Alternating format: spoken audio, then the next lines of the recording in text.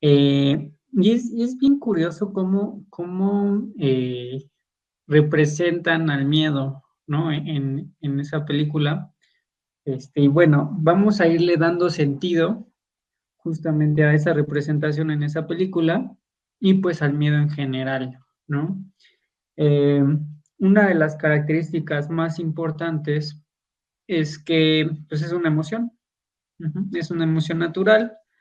Esta emoción natural pues básicamente nos está indicando si hay un peligro y este peligro puede ser real o imaginario.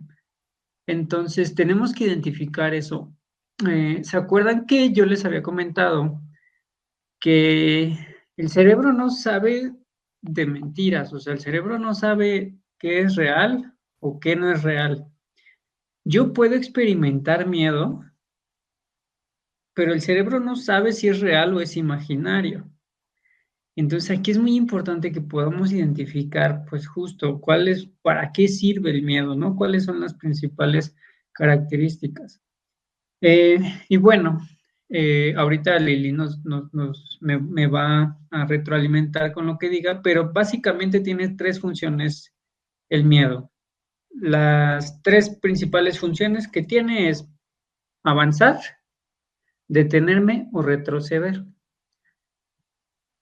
¿A qué me refiero? Quizá yo me voy a aventar del bungee, ¿no? Del paracaídas y entonces pues tengo miedo, ya traigo mi paracaídas, ya traigo todo y entonces digo, pues ya me tengo que aventar, quizás me aviento.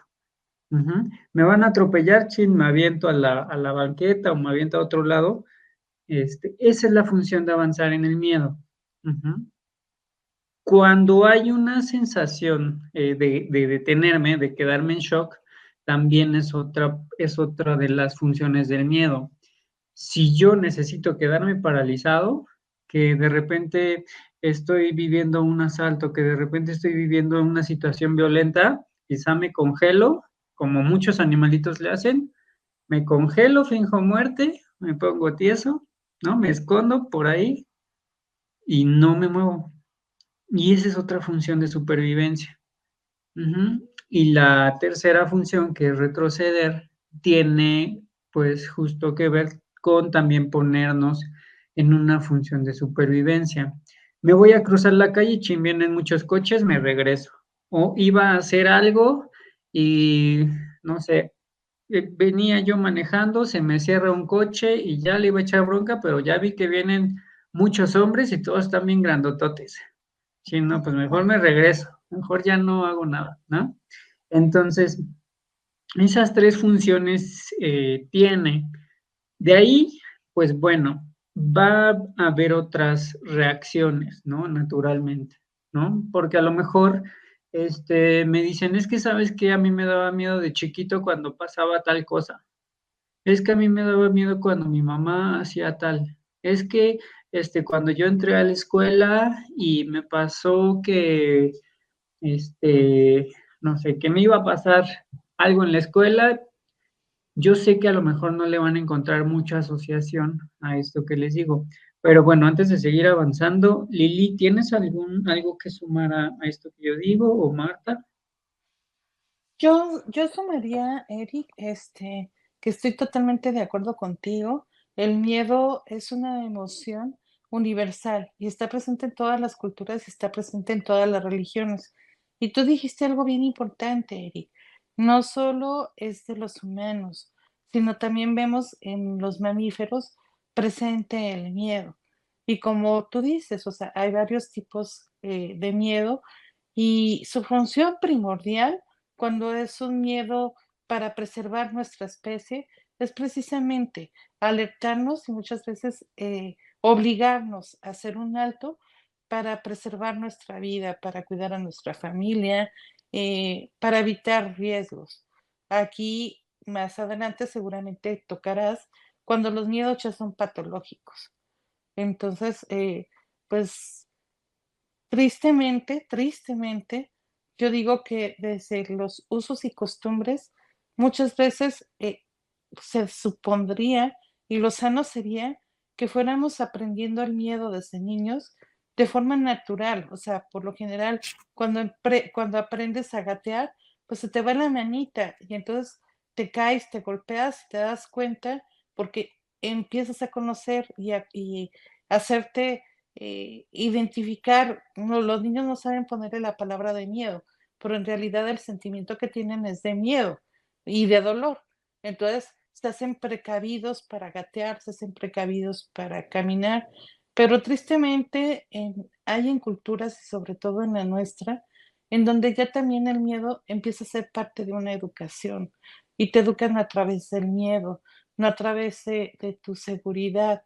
Y aquí es cuando ya, o sea, desde niños empezamos a convertir una emoción que es tan natural en una emoción patológica y una emoción dañina para el ser humano. Creo yo que el miedo es de las emociones que deberíamos recibir y que deberíamos de aceptar. Es de las emociones que es muy rechazada y si la aceptáramos desde, desde la niñez, que fuera como tal la emoción, no lo que nuestros padres u otras personas nos van inculcando. El miedo prácticamente nos va a defender o nos tendría que defender de ciertos peligros, pero nosotros vamos quizás dándole otro sentido a lo que es la emoción del miedo. Hay emociones las cuales desde pequeños están ahí, hay otras que nosotros tenemos o tendríamos que desarrollar. Para mí el miedo como tal, como una emoción, es benéfica para nosotros. Pues bueno, voy a desarrollar esto que dicen Lili y Marta, o sea, no porque esté mal, sino porque lo voy a sumar. Pero bueno, dice, supongo que es Fernanda, FMM, cuando fue pandemia viví realmente lo que es el miedo a morir y de esa forma asfixiada, sola. Bueno, ahí estamos hablando de un miedo a la muerte. Ujú.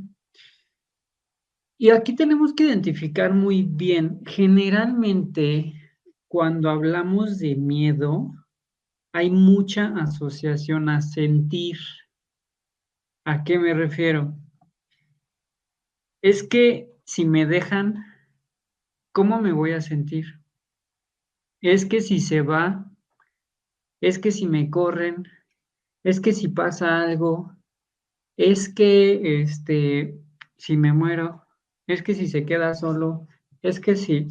Y entonces estamos hablando que el miedo también lo estoy asociando a la capacidad que yo tengo de sentir. También lo puedo estar asociando al tipo de apego que tengo. Si yo tengo un apego al dinero y digo, es que me da miedo quedarme sin dinero, me da miedo quedarme sin comer, es que me da miedo quedarme sin sustento, sin alimento, es que me da miedo, este, me da miedo aventarme este proyecto, me da miedo hacer otras cosas. Muchas veces es a sentir frustración, a sentir debilidad.